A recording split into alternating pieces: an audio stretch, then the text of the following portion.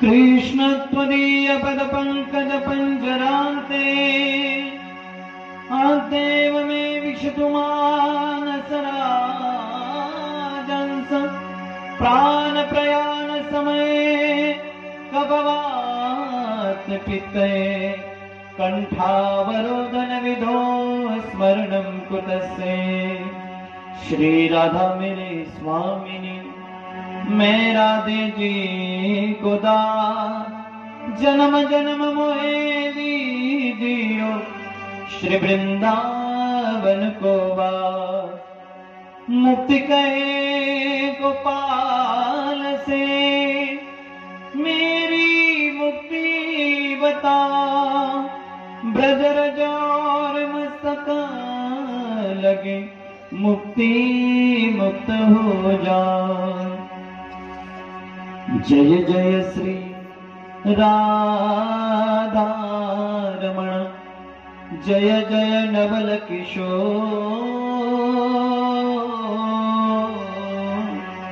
जय गोपी चित चोर प्रभु जय जय माखन चोर। मोठ्या प्रेमाने मोठ्या सद्भक्तीनं सर्वांनी हाताने टाळी मुखाने नामसंकीर्तन गायचे। पहिला दिवस आहे, थोडा उशीर झाला त्याबद्दल सर्वांची क्षमा मागतोय, कारण इथून जवळजवळ 250 किलोमीटर लांब नांदेड जिल्ह्याच्या पलीकडे नांदेडच्या पलीकडे एक कथेची सांगता होती, ती करून येता येता उशीर झाला। थोडेसे नाराज चेहरे वाटतात तुमचे, साहजिक आहे, तुम्हाला अधिकार आहे नाराज होण्याचा, पण तेवढाच भजनाचा सुद्धा अधिकार आहे नाही का? नाराज होऊन माणूस खायचं सोडून देतं का मला सांगा? आहे की नाही? आग्रह केल्यावर खातेच माय बापा, 1-1.5 चपाती अधिक खाते आम्ही त्या दिवशी। तसे भोजनाला जसं सोडत नाही तसं भजन मात्र निषेध सगळ्यांनी प्रसन्न चित्ताने करायचंय, सर्वांनी मोठ्या प्रेमाने बरं का। श्री राधे राधे गोविंद गोविंद राधे राधे राधे गोविंद गोविंद राधे राधे गोविंद गोविंद राधे राधे राधे मोठ्या प्रेमाने बोला गोविंद राधे गोपाल राधे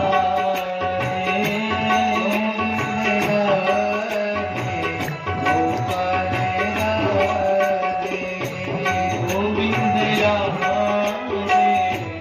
गोपाल राधे गोपाल राधे राधे राधे गोविंद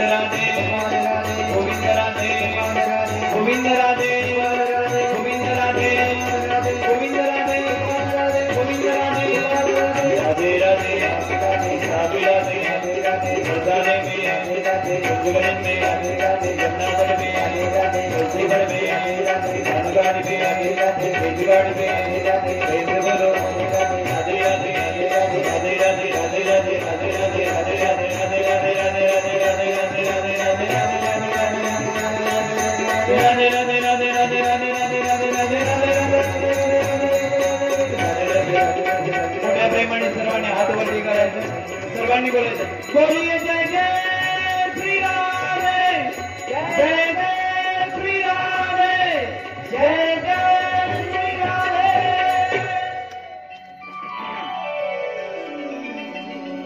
वंशी विभूषित करा नवनीर दाबा, पीतांबरा तरुण बिंब फलादरोष, पूर्णेन्द्र सुंदर मुखादरविंद नेत्र, कृष्णात् परं किमपि तत्त्वमहं न जाने।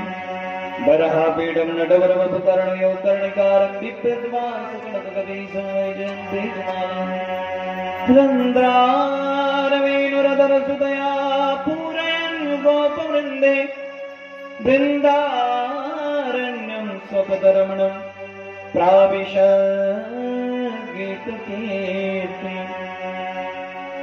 सच्चिदानंद रूपाय विश्वोत्पत्त्यादिहेतवे तापत्र विनाशाय श्रीकृष्णाय वयं नमः, श्रीकृष्णाय वयं नमः, श्रीकृष्णाय वयं नमः।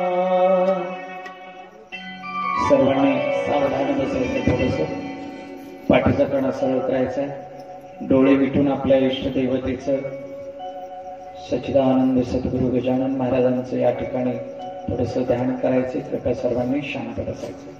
श्री राधे।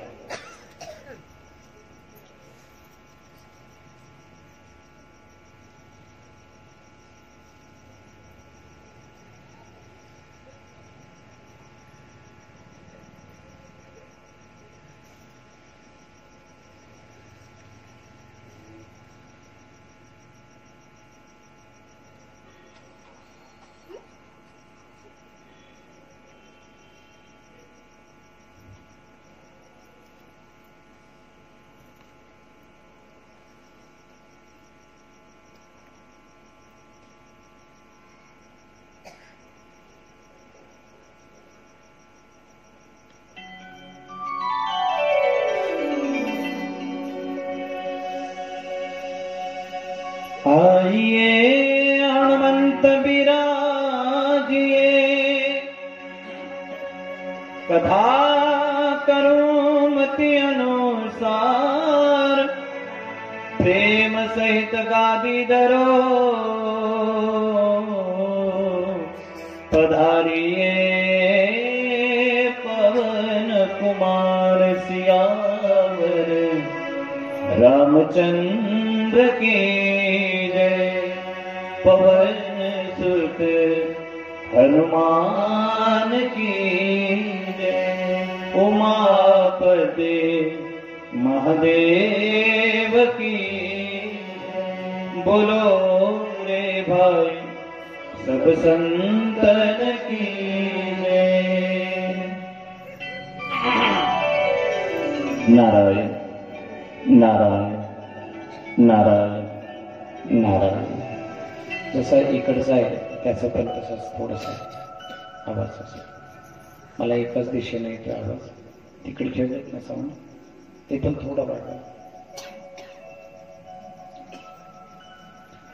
परमंगलमय परात्पर क्लेश्वर अकारण करुणावर्णालय भक्तवंच कल्पतरु ताडिदित विनिंदित पीतांबरधारी नंदनंदन आनंद कंद गोपाल ब्रिजचंद लालाची वाङ्मय प्रतिस्वरूपा श्रीमद भागवत महापुराण सप्ताह श्रवणविधी कुमारे तत्र भाषिका या नियमाप्रमाणे आजचा प्रथम दिवस आहे आणि आपल्याला उशीर झालाय कथा प्रारंभ करण्याकरता.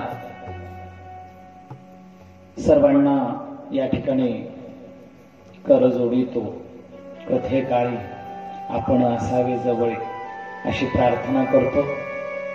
उशीर जरी झाला असेल तरी आपण वेळेतच सोडण्याचा प्रयत्न करूया. सर्व सद्भक्त मायबापांच्या चरणी साष्टांग प्रणिपात करतो. आपल्या सर्वांचं हृदय मायबापावर आणि त्या हृदयातील सच्चिदानंद सद्गुरु रामरूपी माझे सच्चिदानंद सद्गुरु गजानन महाराज आणि हा सोहळा जो आहे बाबांच्या स्मरणाचा सोहळा आहे. सर्व गावकरी गावातील सद्भक्त मायबाप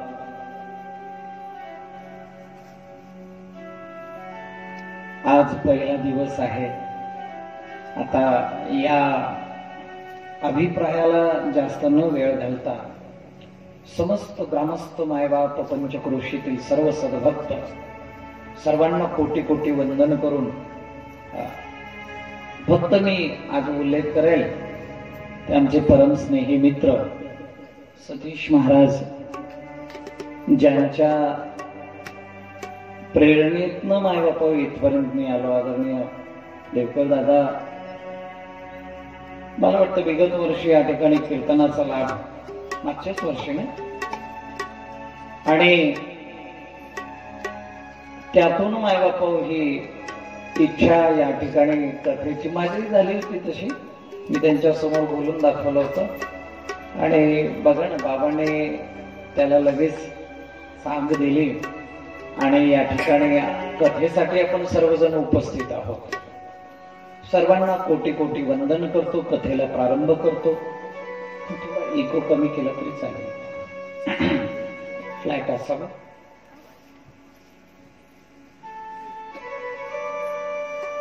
बरं, सर्वात आधी सर्व मायबापांना एक प्रश्न विचारतोय आणि खरं खरं उत्तर द्यावं. माणसाचा चेहरा उदास केव्हा केव्हा होतो? केव्हा केव्हा होतो? जेव्हा तो नाराज असतो, आहे की नाही? मग कधी कधी थोडस अधिक जेवण झालं की माणसाला असं बसायला त्रास होते, तेव्हा मग त्याचा चेहरा असा सुकतो, नाही का? जसं तुमचे सुकले चेहरे, आहे की नाही? मला काय म्हणायचं माहितीये का, पहिला दिवस आहे, उशीर झाला होऊ दे, आता काय करता, पण नाराज होऊ नका, थोडे चेहरे हसरे ठेवा. मला भीतीच वाटायली कोणाला बघून कोणाला नाही असं झालंय. ज्याच्याकडून बघा होते असं रागातच बघायला पाहिजे, हा ना. उशीर झाला ठीक आहे, मान्य आहे मला. हा, थोडे असे प्रसन्न चेहरे ठेवाल तर मलाही कथेला थोडस अवधार्य भेटेल, मला ताकद भेटेल. बघा ते बरं दादा किती गोड हसायला लागले. तुम्ही असंच हसत राहा म्हणजे माझी कथा वाढेल ना चांगली. हा, असं प्रसन्न थोडस. तुम्ही पुढे बसला तरी चालेल बरं का. तुम्ही तुम्ही तुम्ही हातवरती करा. हा हा, तुम्ही तुम्ही तुम्ही कशा अशा भरगच्च माणसं समोर बसले की जास्त बसल्यासारखं वाटतं मला. सगळ्यांना कोटी कोटी वंदन. मायबापा, आज ग्रंथाचा परिचय असतो बरं का. ग्रंथाचा परिचय देणारी कथा आहे आजची. ग्रंथाचा परिचय म्हणजे भगवंताला प्रणाम. मायबापा लक्षात घ्या, ग्रंथाचं महात्म्य सांगणारी आजची कथा आहे. सच्चिदानंद रूपाय विश्वोत्पत्त्यादिहेतवे तापत्रय विनाशाय गोविंदाय नमो नमः. मायबाप ग्रंथाचा परिचय देणारी, भगवंताचा परिचय देणारी आजची कथा आहे. सच्चिदानंद रूपाय म्हणजे काय? सदघन, चिदघन, आनंद घन हे त्रिकालाबाधित सत्य असणाऱ्या परमात्म्याला, प्रकाशपुंज असणाऱ्या परमात्म्याला, आनंद घन परमात्म्याला आम्ही इथे मायबाप नमन करतो. सच्चिदानंद रूपाय भगवंत असा आहे. कसा आहे? सच्चिदानंद रूपाय. विश्वोत्पत्त्यादि हेतवे. काय काम करतो भगवंत? आपल्याला जन्माला घालतो, आपलं पालन पोषण करतो, आणि एक दिवस त्याच्या मनात आलं का आपल्या सर्वांना तो आपल्यामध्ये सामावून घेतो. हे की नाही? उत्पत्ती, स्थिती आणि लय ज्याचं कारणभूत आहे तो परमात्मा आहे माय बाप्पा. त्या सृष्टीला बनवणारा, सृष्टीचं पालन पोषण करणारा आणि सृष्टीला आपल्यामध्ये सामावून घेणारा तो परमात्मा आहे. म्हणून विश्वोत्पत्त्यादि हेतवे. आणि या भगवंताच्या नामाची थोरवी अशी आहे, तापत्रय विनाशाय. मायबाप भगवंताच्या नामाची थोरवी आपण नेहमी गातो बर का. तुम्हाला सगळ्यांना पाठच असेल. काय? नाम संकीर्तन साधन पैसोपी जळतील पापे जन्मांतरीचे, जळतील पापे जन्मांतरीचे, जळतील पापे जन्मांतरीचे. नाम संकीर्तन साधन पैसोपी जळतील पापे जन्मांतरीचे,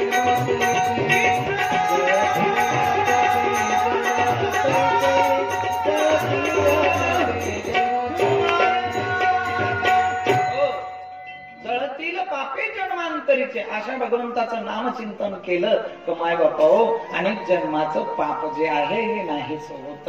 तापत्रय विनाशाय म्हणजे आध्यात्मिक, आदिदैविक, आदिभौतिक या तिन्ही तापाचा नाश होतो त्याच्या नामाने. म्हणून अशा परमात्म्याला आम्ही प्रणाम करतो. श्रीकृष्णाय वयं नमः. या पहिल्या श्लोकाचा अर्थ. वारकरी संप्रदाय आपला कोणता संप्रदाय? वारकरी संप्रदाय. कोणता संप्रदाय? भागवत संप्रदाय. भागवत संप्रदाय माय बाप्पा या भागवतापासूनच प्रगटला बर का. मुख्य महाविष्णू चैतन्याचे मूळ संप्रदाय सकळ येथून या हंसरूपी ब्रह्मा उपदेशी श्री हरी चतुश्लोकी चारी भागवत ते विधाता सांगे नारदासी. मायबाप हा भागवत संप्रदाय. भागवत संप्रदाय तुम्ही कीर्तनात ऐकलं असेल. पांडुरंगा करू प्रथम नमन. पुढे काय? वा वा छान गाता हो सगळे. छान छान छान. वा वा वा. जरा पाठीमागच्या बाया काहीच म्हणणार म्हणजे तिकडे बसलेले काय देवाचे जावं आहेत काय नाही. लई टाईट बसते. पडत बसले बिचार. बसेनात का मला काय करायचं. पण खरं सांगू का इथे आल्यानंतर सगळं विसरायचं बरं. आपण इथे कुठे कुठे बसलेलो? आईच्या मांडीवरती, माझ्या गुरु माऊलीच्या. माय बापा मांडीवर बसल्यावर लेकरू सगळं जगत विसरून जातं बरं. काय काय विसरत?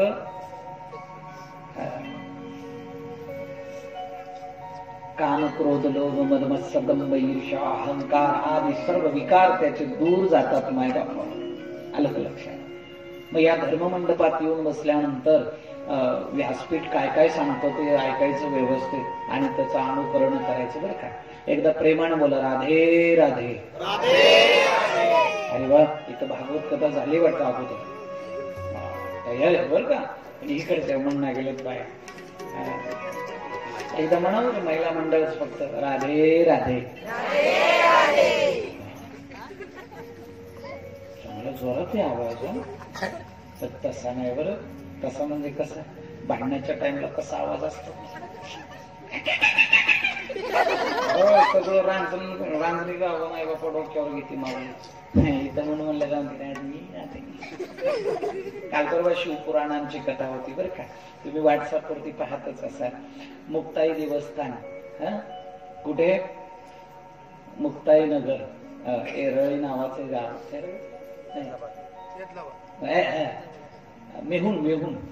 मेहुणला आई मुक्ताईची सेवा घडली आमची या वर्षी. तर शिवपुराण कथा होती. मग शिवपुराण कथेमध्ये आम्ही जसं आता राधे राधे म्हणतो ना आपण, तिथे मी म्हणायचो ना पार्वते पदय हार हार, पुढं काय हा असं असं सगळे म्हणायचे बरं का. पण एक म्हातारी म्हणतच नव्हती, तिच्याकडे सारखंच बघत होतो. नंतर पाया पडायला तिला म्हणतो माय तू का म्हणत नाही हो राधे राधे का, महादेव का म्हणत नाही. ती म्हणली महाराज लाजायची, ती म्हणली आमच्या यांचं नाव आहे.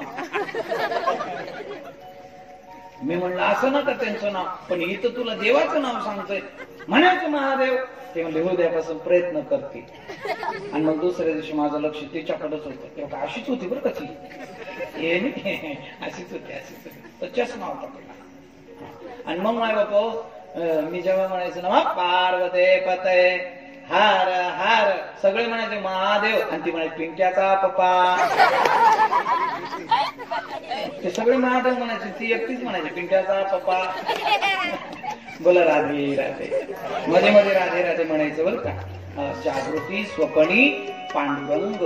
माय बापा भजन करत राहिलं का माणसाची जागृत अवस्था राहते, म्हणून मध्ये मध्ये भजन म्हणायचं. हा इथे मला सांगायचं असं की पांडुरंगा करू प्रथम नमन, दुसरे चरण संतांची.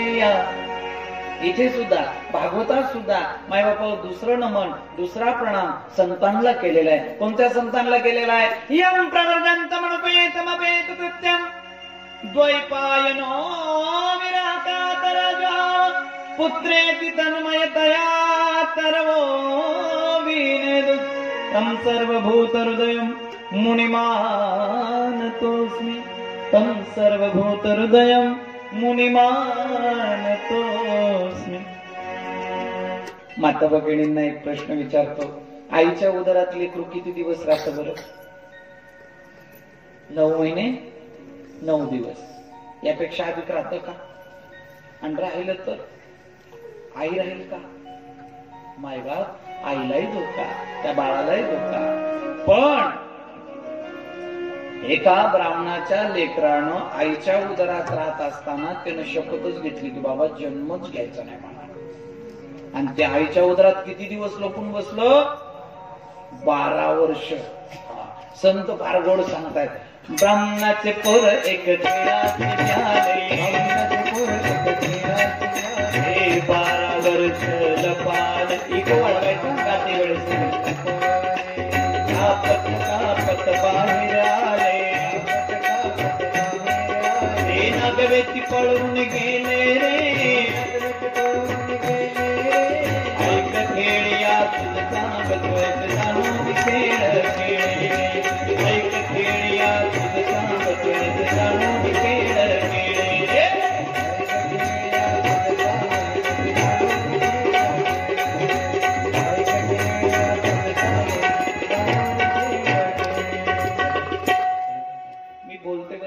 कमी करायचा. मी ज्यावेळेस गायन गाईल त्यावेळेस वाढवायचा. यांचा आवाज वाढवा ना, फार कमी केला. ब्राह्मणाचे पोर एक खेळाचे भ्याले. ज्या ब्राह्मणाच्या लेकराला आपण प्रणाम करतोय ते कोणतं लेकरू आहे? ते दुसरं कोणतं नाही, ते शुकदेव भगवान आहेत, व्यासांचे पुत्र आहेत. माय बापा व्यासनंदन शुकदेव भगवान आईच्या उदरात 12 वर्ष लपून बसले. आणि मग भगवंत त्यांच्या भेटीला गेले. कुठे? गर्भवासम समं दुःखम न भूतो न भविष्यती. मळमूत्राचा बांधा वरी चर्म घातले, कर्म कीटकाचा सांदा रव रव दुर्गंधी. आणि आपल्या गाण्याच्या गर्भवासात भगवंत गेले आतमध्ये. आणि शुकदेवांना विचारलं का हो जन्म का घेत नाही? ते म्हणले देवा नको, मला त्या खेळाची लय भीती वाटते. कोणता खेळ? हुतुतू हमामा उंबरी लगोरी चेंडूपळी. कोणता खेळ? हा खेळ माय बापा आपल्या महाराष्ट्रामध्ये एक गायक झाले बरं का. आले ते गुजरात वरन, पण महाराष्ट्रावर फार सत्ता गाजवली त्या गायकांनी. फार भावगीत गायले त्यांनी. अरुण दाते नाव त्यांचं एक भावगीत फार गोडे बरं का. भातुकलीच्या खेळामधली हो राजाने करानी अर्ध्यावरती डाव मोडला अधुरी एक कहाणी. हा वाहतुकीचा खेळ म्हणजे कोणता खेळ? संसार नाही बाप्पा. भातुकलीच्या खेळामधली राजा निक राणी. जोडीने आलात का नाही? काही एकटे चालत? आज जरी नसताना आला तर उद्या जोडीने या बरं. उद्यापासून आता राहिलेले दिवस जोडीने यायचं. असेलच एखादी जोडी बसलेली इकडे. इकडे राजा आहे, इकडे राणी आहे, नाही का? भातुकलीच्या खेळामधली राजा निक राणी. आणि हा खेळ कधीच पूर्णत्वाला गेला नाही. त्याला प्रपंच म्हणतात, त्याला संसार म्हणतात. आलं का लक्षात? म्हणून 70-80 वर्षाच्या म्हातारीचं भांडण झालं की म्हातारी अशी त्याच्या अंगावर जाते. म्हाताऱ्याच्या काय केलं माझ्यासाठी अशी म्हातारी अंगावर जाते. बरोबर आहे की नाही? तिला माहिती बघा, तिला विचार. माय बाप सांगायचं तात्पर्य लक्षात घ्या की म्हातारी 70-80 वर्षाची आहे, पण मायबापा समाधानी नाही बरं. आणि शेवटी म्हणते मायबापा 70 वर्षाची म्हातारी बी म्हणते जालन्याचा चांगला डॉक्टर आलता माझ्यासाठी. माझ्या बापाने ह्याच्या गळ्यात बांधलं माझं वाटलं. 70 वर्षाची म्हातारी म्हणते मायबाप. हा खेळ पूर्णत्वाला जाणारा नाही, त्याला प्रपंच म्हणतात. आणि पूर्णत्वाची प्राप्ती करून देणार या जगतात काय असेल तर तो परमार्थ आहे मायबापा. एकदा प्रेमाने बोला राधे राधे. आणि मग त्या ठिकाणी शुकदेवांना मायबापा भगवंताने सांगितलं की माझी माया तुम्हाला स्पर्श करणार नाही, तुम्ही जन्म घ्या असं म्हणताच त्यांनी जन्म घेतला. आणि जन्म घेताच वनाच्या दिशेनं पळत सुटले. व्यास महर्षी पाठमाग लागले. अरे बाळा तू आमच्या म्हातारपणाची काठी. शुका ए शुका अरे आमच्या म्हातारपणाची काठी तू. अरे तुला पाहुणा मी जीवन जगतोय, नको जाऊ बाळा. वृक्ष वेली पाने फुले लता यांनी ओरडून सांगितलं तुम्ही कोणाला हाक मारताय? कोणाला? पुनरपि जननम पुनरपि मरणम पुनरपि जननी जठरे चैनम य संसारे कलदुस्तारे कृपया पाये पायि मुरारी. भज गोविंदम भज गोविंदम गोविंदम भज मोरमे. भज गोविंदम भज गोविंदम गोविंदम भज मोरमे. भज गोविंदम भज गोविंदम गोविंदम भज मोरमे. भज गोविंदम जननी पुनरपि मरणम पुनरपि जननी जठरे चैनम संसारे कलदुस्तारे कृपया पाहि मुरारी. भज गोविंदम भज गोविंदम गोविंदम भज मोरमे. भज गोविंदम भज गोविंदम गोविंदम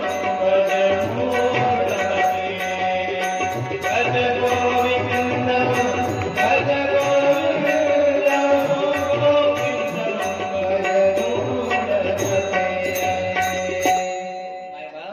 लक्ष द्या, हा जन्म मरणाचं बर का हा फेरा चुकत नाही है की नाही? मग त्या ठिकाणी वृक्ष वेली पाने फुले लता व्यासांना ओरडून सांगतात व्यासजी कोणाच्या मागे चालात? कित्येक जन्म तुम्ही त्यांचे पुत्र ते तुमचे पुत्र, तुम्ही त्यांचे पिता ते तुमचे पिता, असा जन्म मरणाचा संबंध चालत आलेला आहे. ही माया आहे, जाऊ नका त्यांच्या पाठीमागे.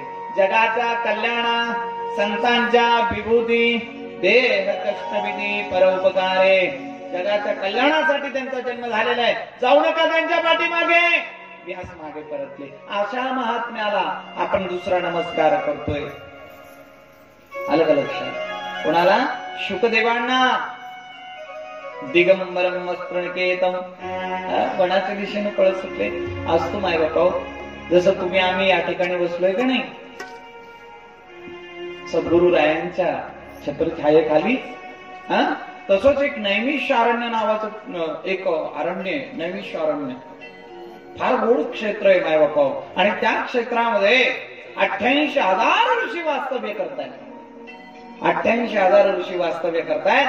आणि ते वाट पाहत होते. काय असो काम, साधू संतांचं काय काम आहे? दिन रजनी हाती धंदा, दिन रजनी हाती धंदा, दिन रजनी हाती धंदा, दिन रजनी हाती धंदा, गोविंदा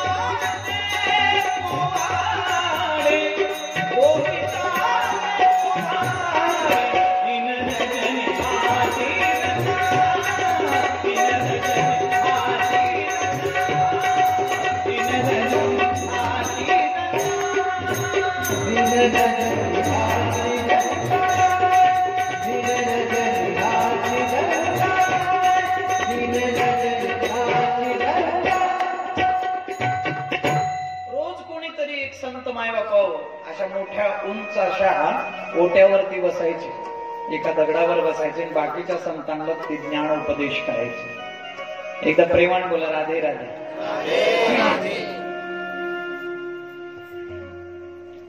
सण वगैरे नाही ना आज काही? नाही, पुरणाची पोळी खाल्यावर पण असं जरा थोडं जड जात,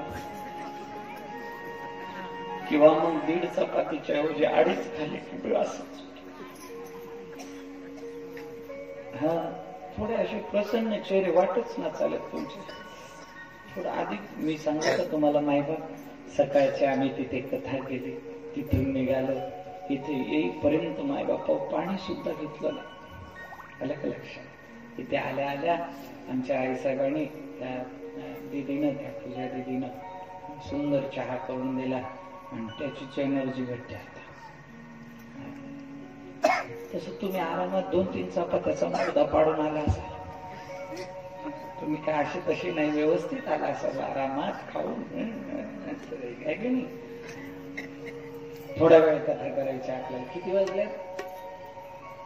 हा, 10 वाजले. बस 1 वाजेपर्यंतच जास्त लोक कशाला विचार झाले. काही बाळा म्हणून काही सुरतो पण. हा, लक्ष द्या.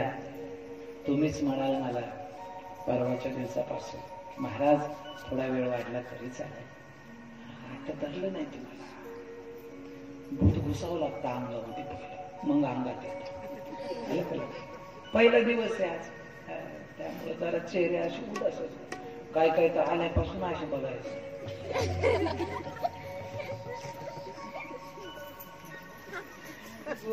घडीच मोडा चेहऱ्याची. जस काय घरून येतानाच इस्त्री फिरून आले तोंडावर.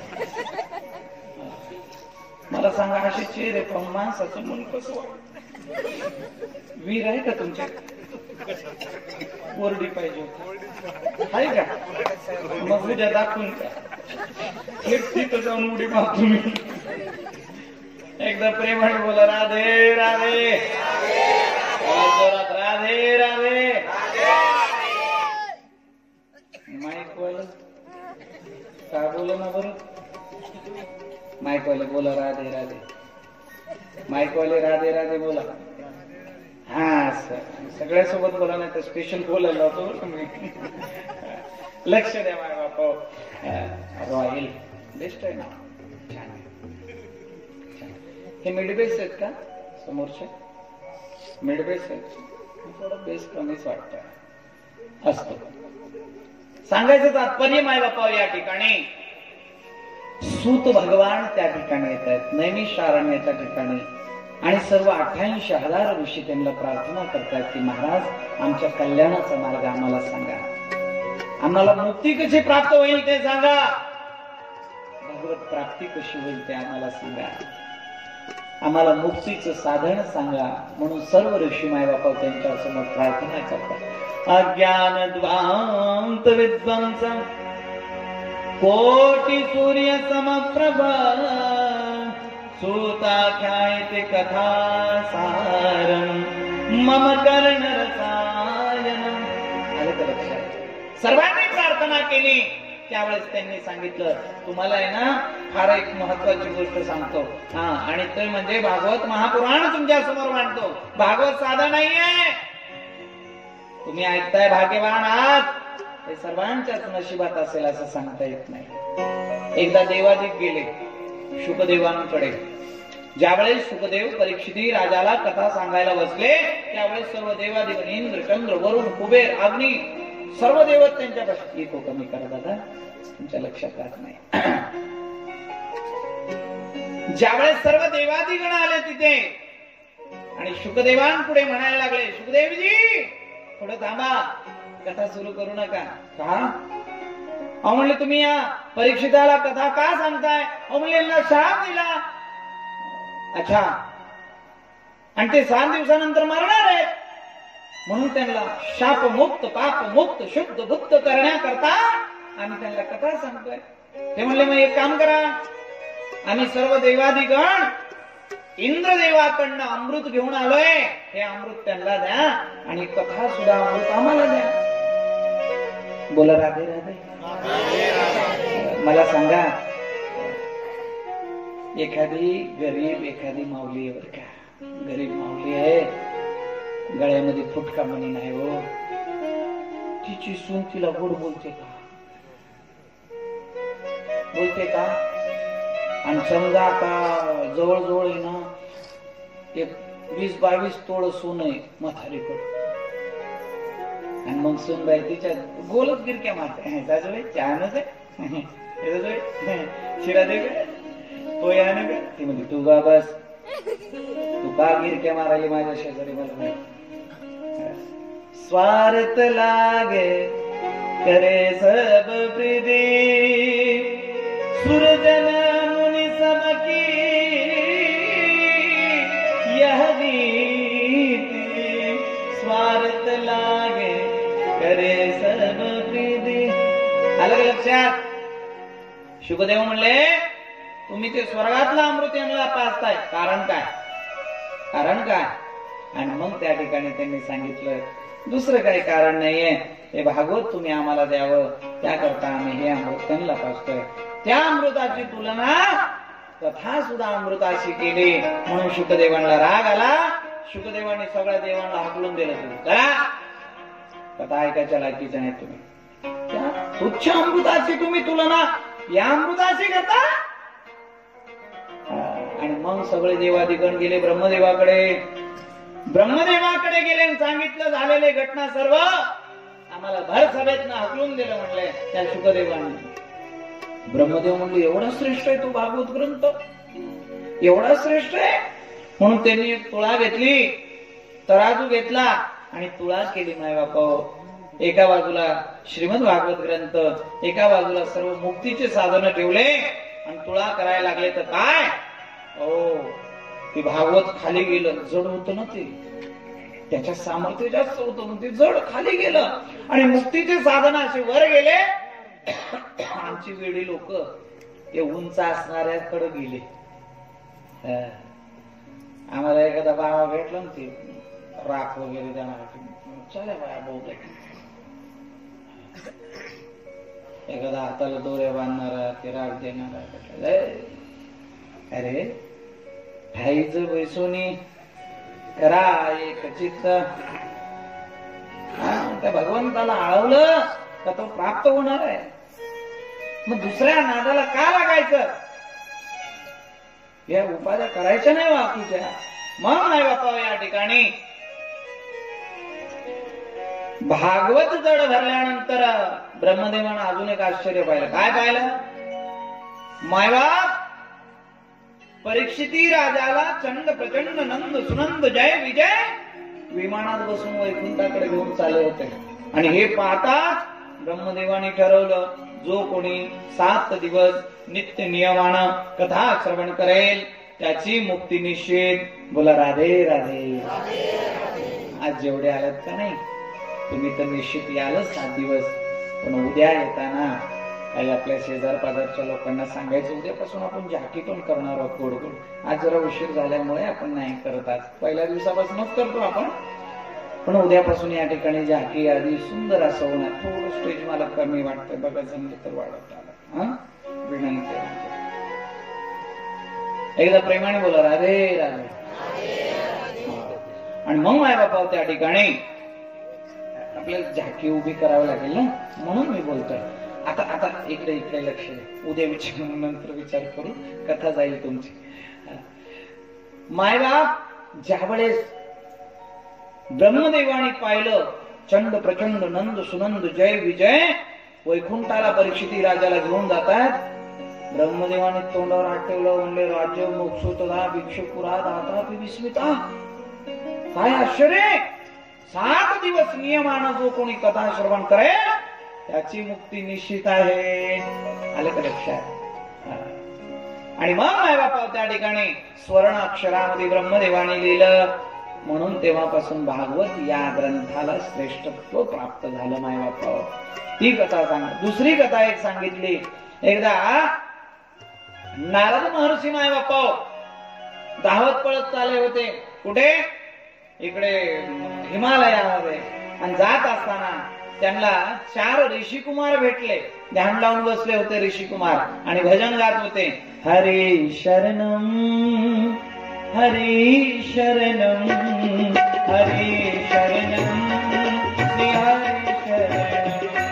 शरणम हरे शरणम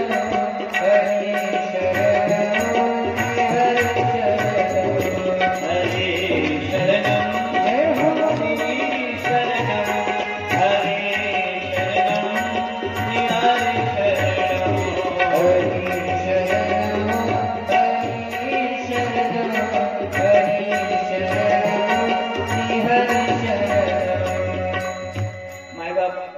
प्रश्नाचं उत्तर द्या.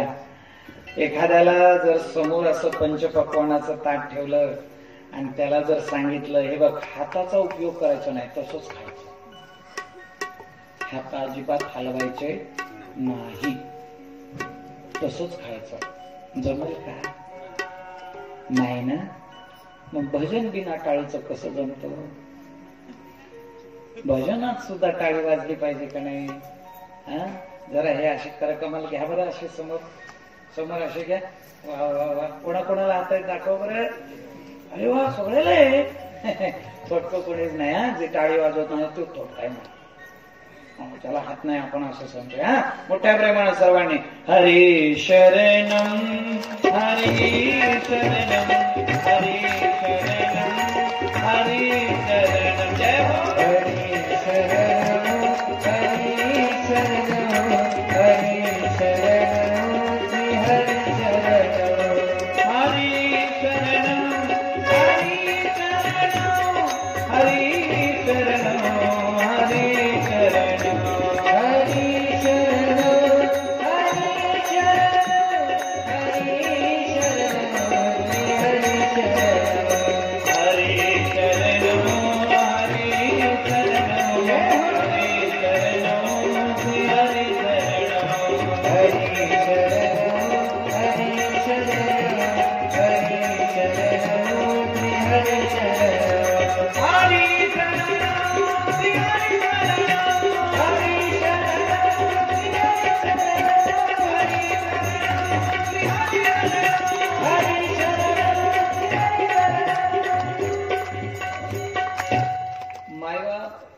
नारदांना त्या 4 ऋषी कुमारांनी पाहिल्याने विचारलं, कुठे निघालात?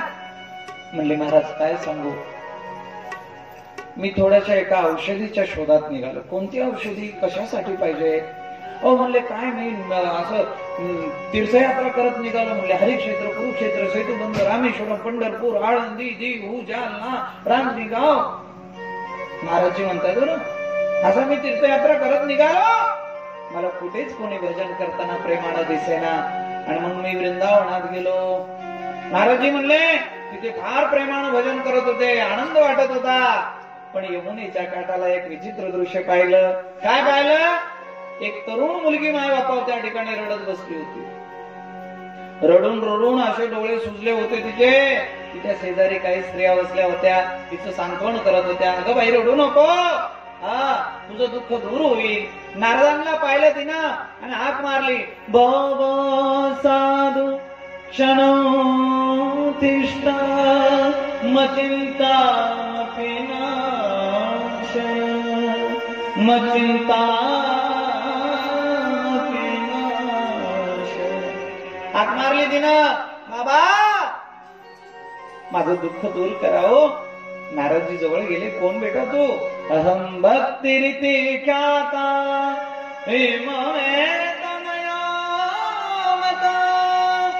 माझं नाव भक्ती महाराज. बेटा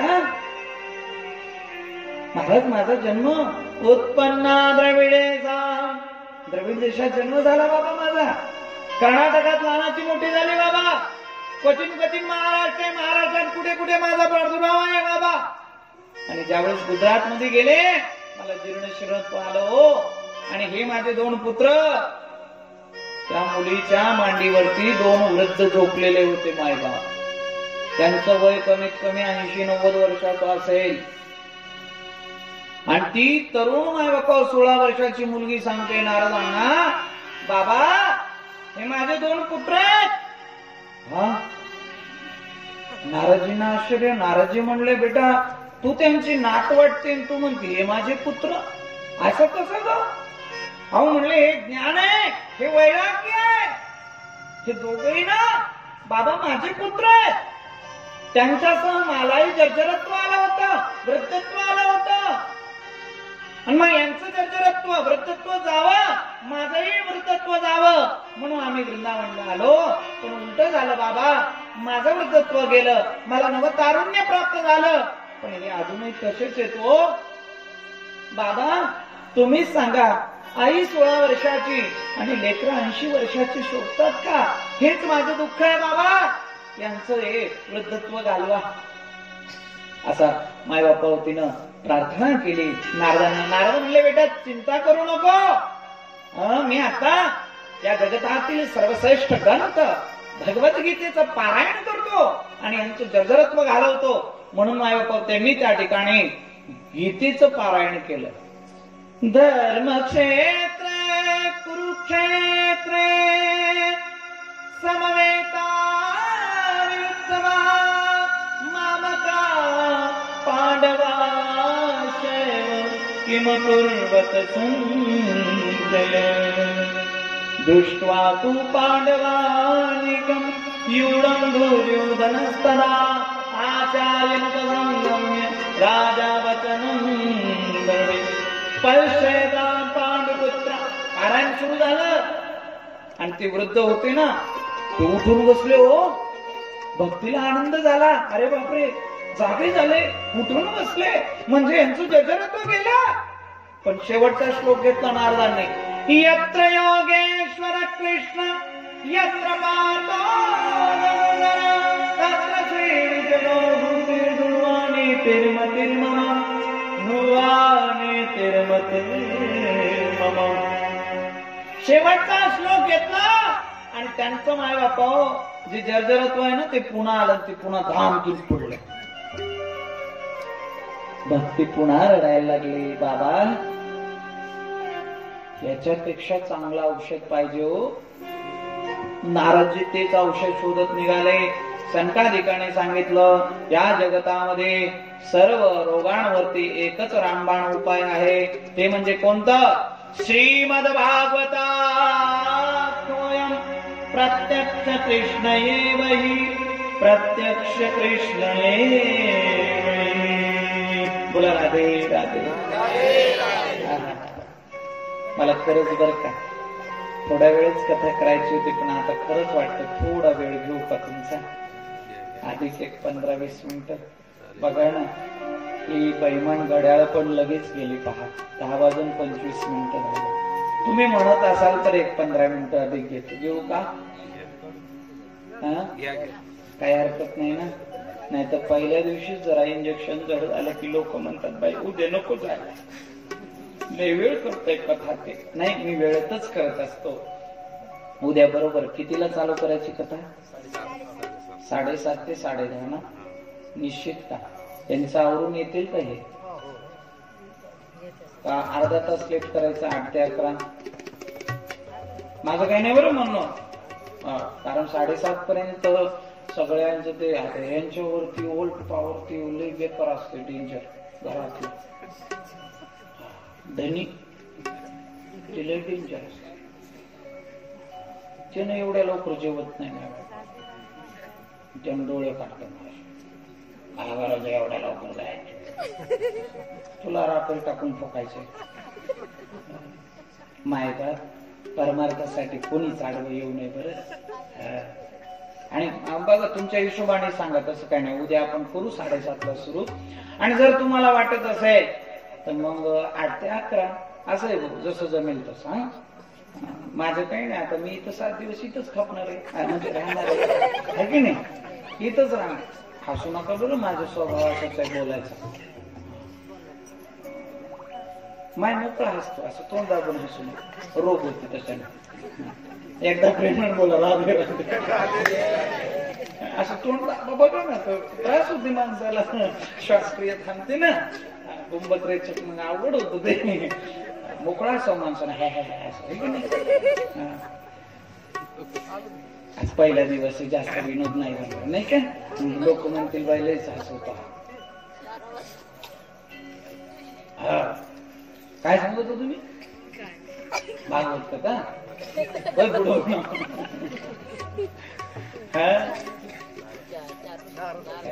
नाराजांचं झालं. हा नारदांनी माय बापा त्या ठिकाणी प्रार्थना केली, संकादिकांनाच प्रार्थना केली. म्हणजे तुम्हीच आता भागवत कथा सांगायला चला. संकादिकांनी सांगितलं श्रीमद भागवताख्योऽयं प्रत्यक्ष कृष्ण एव हि, प्रत्यक्ष कृष्ण एव हि. मग तुम्ही चला. ते म्हणले आम्ही हिमालय सोडून जात नाही कुठे. मग नारदांनी प्रार्थना केली, हिमालयाच्या पायथ्याला या ना. हिमालयाचा पायथा म्हणजेच हरिद्वार, हरीचं द्वार, हर की पौडी. आनंद नावाच्या तटावरती 4 भावंडांनी कथा सांगायला सुरुवात केली. वृंदावन वर्ण माय बापा ही 4 जण कोण, भक्ती, ज्ञान, वैराग्य. नारदजी त्या ठिकाणी जात आहेत. गोड कथा होतीये, दोघांना तारुण्य प्राप्त झालं आणि आनंदाने भजन गायला लागले. ओ श्री कृष्ण गोविंद हरे मुरारे, हे नाथ नारायण वासुदेव. श्री कृष्ण गोविंद हरे मुरारे, हे नाथ नारायण वासुदेव. हे नाथ नारायण वासुदेव,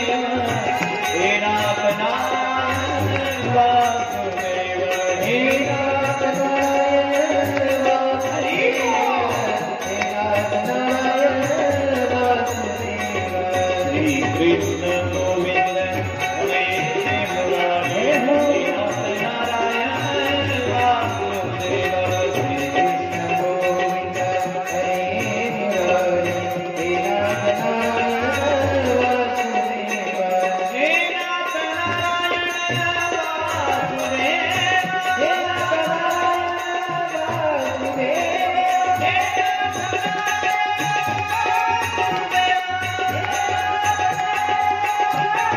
नाथ नारायण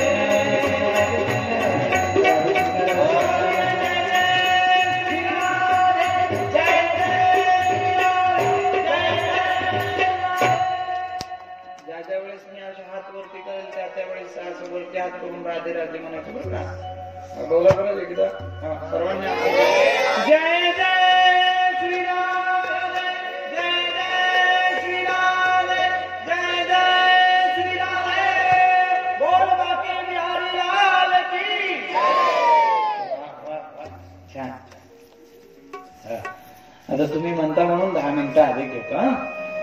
ज्ञान भक्ती वैराग्य यांचा मायबापा उद्धार झाला. पण नारदजींनी प्रश्न विचारला, का हो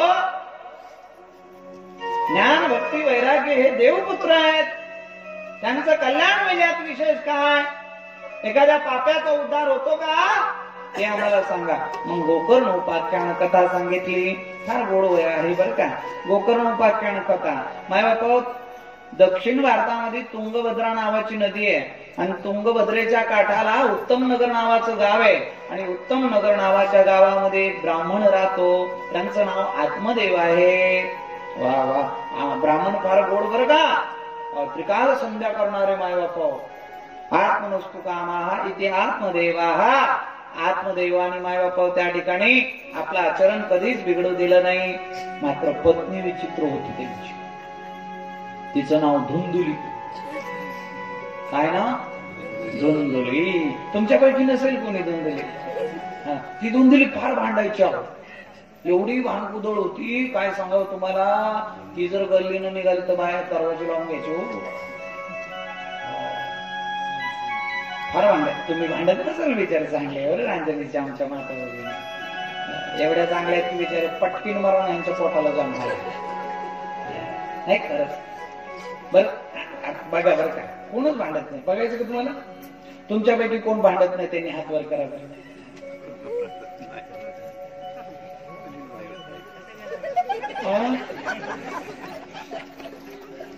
एकानं तर करा हात वर. अवघडे अवघडे. बोला राधे राधे. धुंदुली नाव नाही पण वादना असेल एखाद्याचं. काय सांगताय आहे की नाही. धुंदुली फार विचित्र होती मायबापा. म्हणून कदाचित भगवंताने अवकृपा केली असावी आणि धुंदुलीला लेकरूच होईना मायबापा. तिच्या पोटी संतान प्राप्ती होईना. मग या ब्राह्मणानं मायबापा आत्मदेवानं काय केलं. एक गाय आणली. गायला बछड होईल त्यालाच आपला पुत्र मानू आणि त्याचीच सेवा करू म्हणून ती गाय आणली. पण ती गायही वांज निघाली. गाय होती ना. आत्मदेवाला ग्लानी झाली. आत्मदेव म्हणले भगवंता का रे बाबा असे अवकृपा करतो. आणि मग त्या ठिकाणी माय बापा पुढे पहा. भगवंतानं त्या ठिकाणी माय बापा कृपा दृष्टी करत असताना आत्मदेवाला त्या ठिकाणी माय बापा फार वाईट वाटलं. दारातली तुळस राहीना वाळून जायची. काही जरी याच्या हातानं केलं का ते उलटच व्हायचं. आत्मदेवाला वाईट वाटलं. आत्मदेव म्हणले असं जीवन जगण्यापेक्षा मेलेलं बरं. पण तेवढ्यात एक पाटील आले बरं का. त्या उत्तम नगर नावाच्या गावामध्ये एक पाटील राहत होते आणि मग ते आले. आत्मदेवजी आमच्या इथे पुत्र कामेष्टी यज्ञ करायचा आहे. माझ्याही पत्नीला पुत्र होईना. लग्नाला 12 वर्ष झाले आणि मग माझ्या पुत्र कामेष्टी यज्ञ केला. कोणी आत्मदेवानं. आत्मदेवानं पुत्र कामेष्टी यज्ञ केला आणि त्या पाटलांना पुत्र प्राप्ती झाली.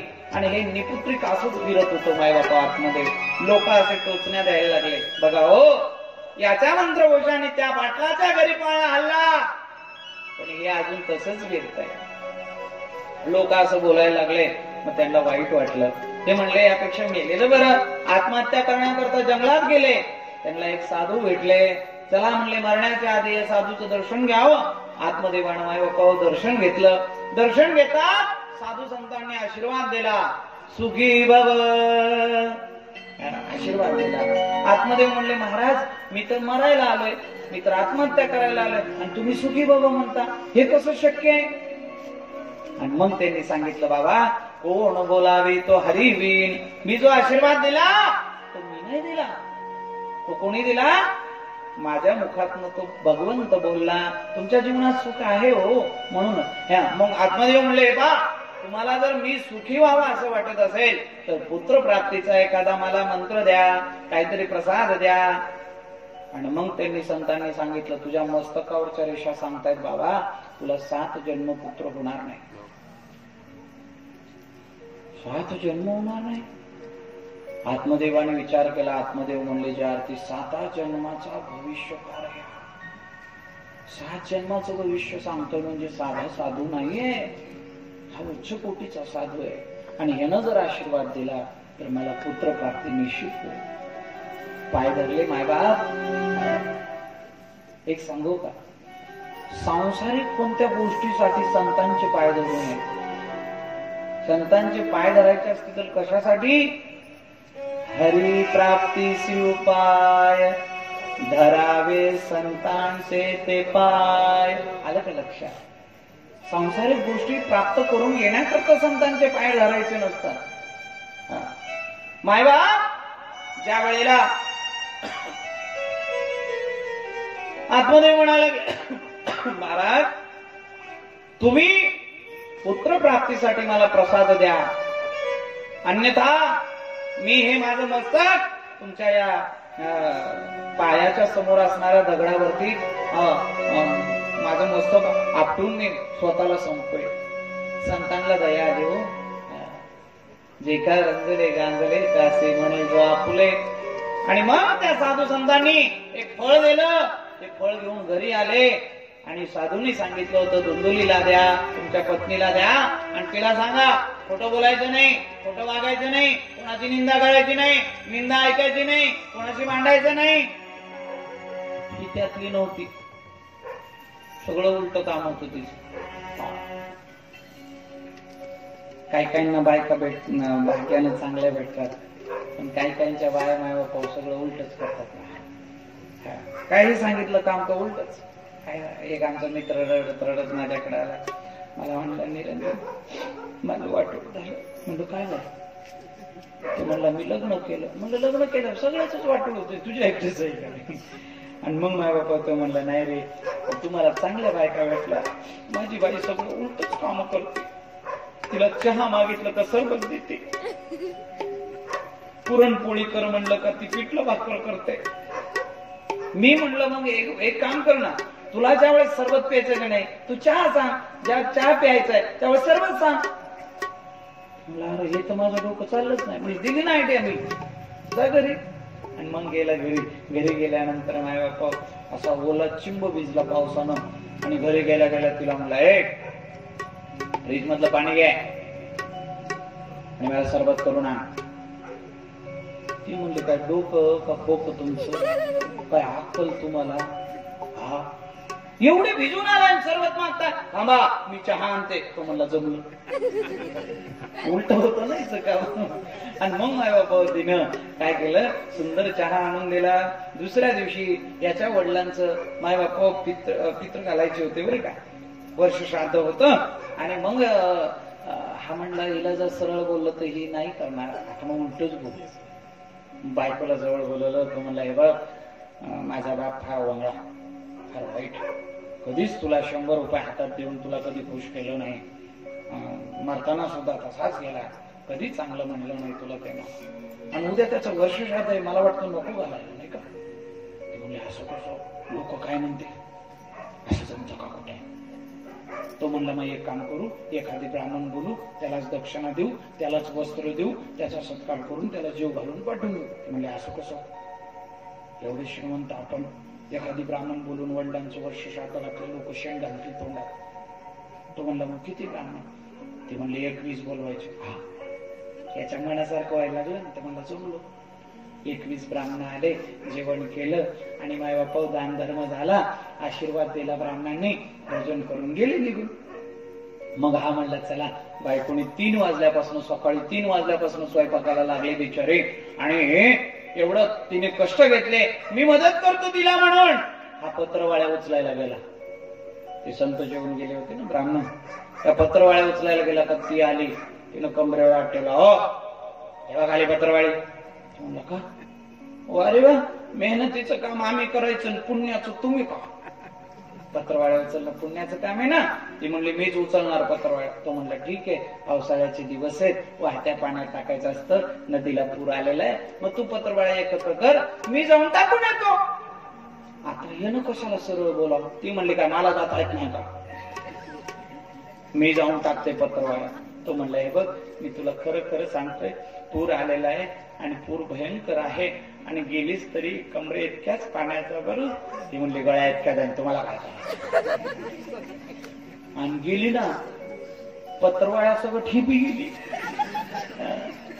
आणि मग माय बाप सगळे धावत पळत आले आणि हा माय बाप रडायला लागला आणि पाणी वाहता असं होतं बरं का, असं वाहतं पाणी होतं, इकडून येत होतं आणि इकडे जात होतं. मग यानं खाली पाहावं का नाही, वाहून गेल्यावर ही वरती पाहत होता, गेली माझी बाजू गेली. अरे मग बेड्या गेले असेल तर खाली पाहत गेले असेल, कुठं वरती पाहतो, तो म्हणला उलट्या डोक्याची होती, वर गेली असेल. माय बाप काय काय माता वगैरे उलटच वागतात पहा. आणि मग त्या ठिकाणी तो जो प्रसाद आणून दिला, धुंदुलीच्या हातात दिला. धुंदुली म्हणायला लागली, हे फळ खाऊन कुठे पुत्र होतो का? मग तेवढ्यात धुंदुलीची बहीण आली.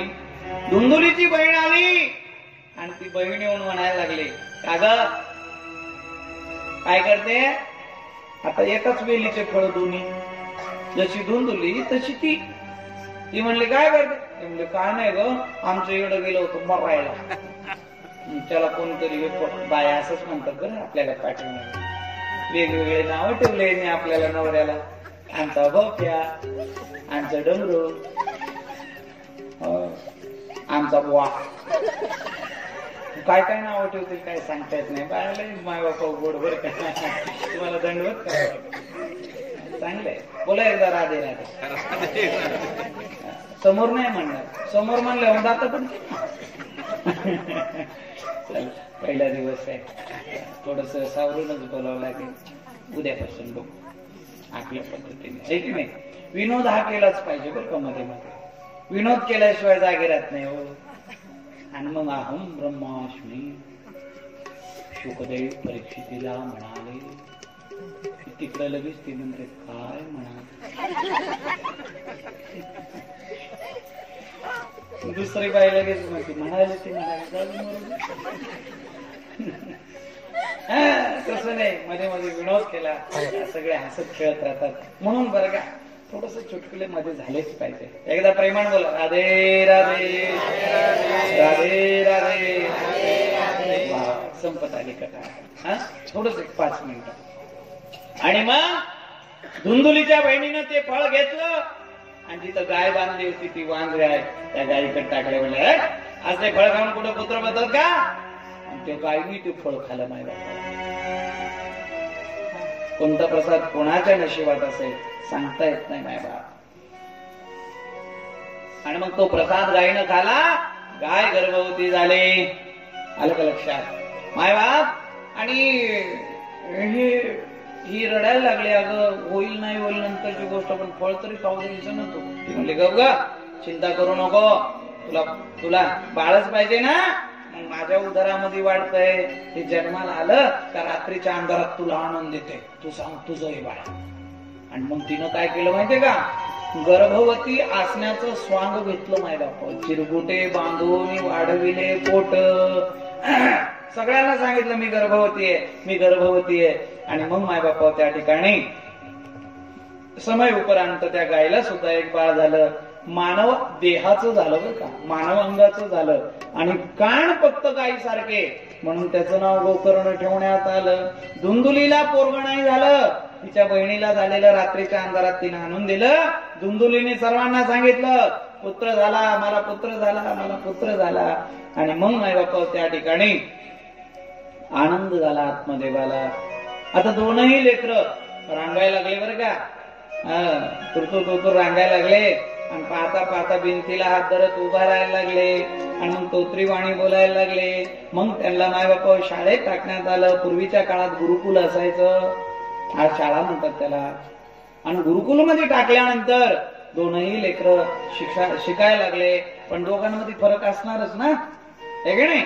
ते गौपुत्र ज्ञानी झाले. कोण? गोकर्ण पंडितो ज्ञानी धुंदुकारी महाकळा. धुंदुकारी विचित्र वागायला लागले, लेकरांना मारायला लागले, आपल्यासोबत शिकणाऱ्या लेकरांच्या डब्यातलं चोरून खायला लागले. पाहता पाहता गुरुजी आले आणि सांगितलं, आत्मदेवजी गोकर्ण आहेत ना, फार सुंदर शिकतायत बरं, पण तुमचा हा धुंदुकारी फार डेंजर आहे, फार विचित्र आहे. मग आत्मदेवाला वाटलं समजून सांगावं. जवळ गेले, कान धरला, मारणार. एवढ्यात धुंदुली आली आणि हात पकडला. खबरदार माझ्या पोराला मारायला. असं केल्यावर पोरं बिघडतात बरं. बापाची भीती पाहिजे लेकराला. मुलाला बापाची भीती पाहिजे. आईच म्हणते लेकराला म्हणते तुझा बापला याड आहे का? पोरग म्हणतो हो मग बाप येडा. बस माय बापा किती वेळ लागतो माय बाप असं म्हणू नये. लक्षात घ्या, आपली लेक जर परक्या घरी नांदत असेल तर ती लेक घरी आल्यानंतर तिला सतत म्हणावं माय बापा का ग तुझी सासू फार गोड आहे बरं का. हा तुझा सासरा पण फार गोड आहे, किती प्रेम करतात ग तुझ्यावरती. मला फोन केला होता, नाही केला तरी म्हणायचं. मला फोन केला होता त्यांनी आणि तुझं फार गोडवा जात होते. आमची सुनबाई फार चांगली लेकी सारखी असेल. बरं वाटेल का नाही तिला? ती जाऊन तशीच वागणार लेकी सारखी. आपणच म्हणतो तू हे सासू ना लयच गाणे हे विचित्र आहे तुझी सासू कशी बघत होती आजी ही लगेच मारक्या म्हशी सारखं ती आवडते. सासू म्हणते मग तू अशी बघत मला काय जमत नाही. झालं वाटोळ पुरीच. आपल्या लेकरांना सुद्धा त्यांच्या गुरुजींबद्दल आस्था वाढली पाहिजे असं शिकवलं पाहिजे. लक्षात घ्या, आपल्या लेकीला सुद्धा परक्याच्या घरी गेलेल्या लेकीला सुद्धा चांगलं सांगितलं पाहिजे. धुंदुकारी बिघडला मायबाप, आता मोठा झाला, मदिरा पान करायला लागला, दारू प्यायला लागला, मांस भक्षण करायला लागला. आतमध्ये म्हणले जीवन जगून काय फायदा. मुलगा नव्हता म्हणून मरायला गेलो होतो, आता असं वाटतंय परत मरायला जाऊ का काय. का असा मुलगा आहे म्हणून. तोंड दाखवायला जागा नाही गावामध्ये. ते दारू पिऊन डोळायचं कुठे लेकरू माय बाप्पा. आतमध्ये एक दिवस पुन्हा आत्महत्या करण्याकरता निघाले. त्यावेळेस गोकर्ण आडवे आले. गोकर्ण म्हणतात बाबा हा देह नाशिवंत आहे, मळमूत्राचा बांधा आहे, वरी चर्म घातले कर्म कीटकाचा सांधा, रव रव दुर्गंधी. बाबा राम राम जपा. बाबा हा देह नासू नका, आत्महत्या करू नका, जंगलात जा, देवाचं नाव घ्या. या देहाला तर आपल्याला सोडावं लागणारच आहे. जिंदगी एक किराए का घर है, एक न एक दिन बदलना पड़ेगा.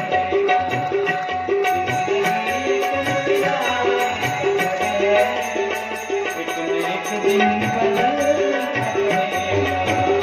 जिंदगी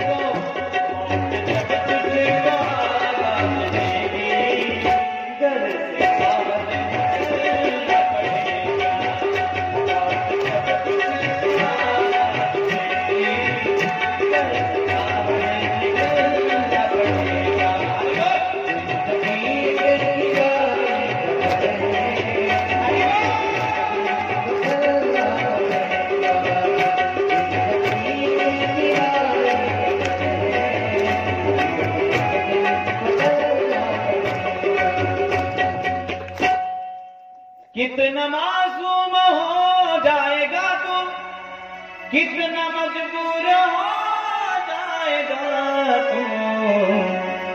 ये जो मखमल का चोला है तेरा, छोड़ के इसे गुजारना पड़ेगा.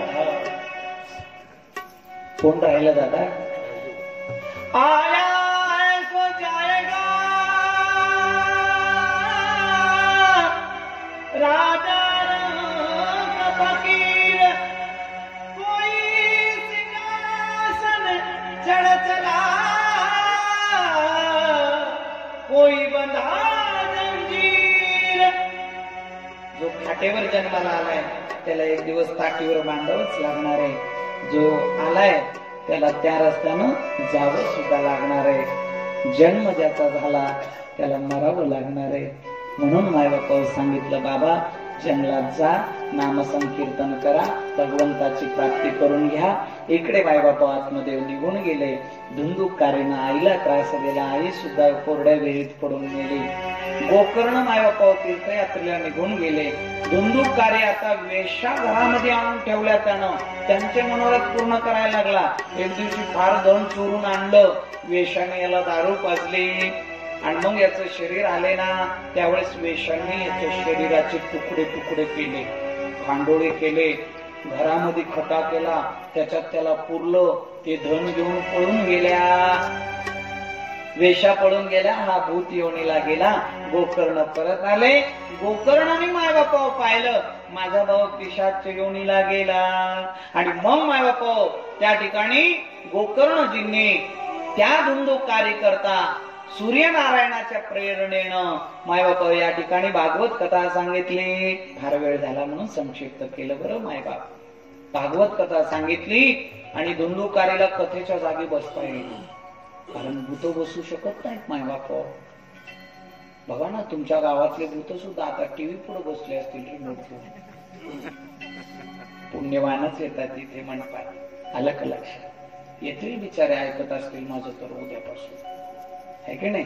त्यासाठी पुण्य पाहिजे मायबाप. आणि मग धुंदुकारीचा उद्धार झाला. भागवत भगवंताने म्हणजे सूतजींनी या 88,000 ऋषींना कथा सांगितली. आता उद्या आपण राहिलेली कथा, थोडीशी महात्म्य कथा राहिली, ती स्पर्श करून पुढे जाऊया. बरोबर या ठिकाणी बर का 7 वाजता आमचे बंधुगण या ठिकाणी येतील, कथा प्रारंभ करतील, गायनच आधी सुरू करतील.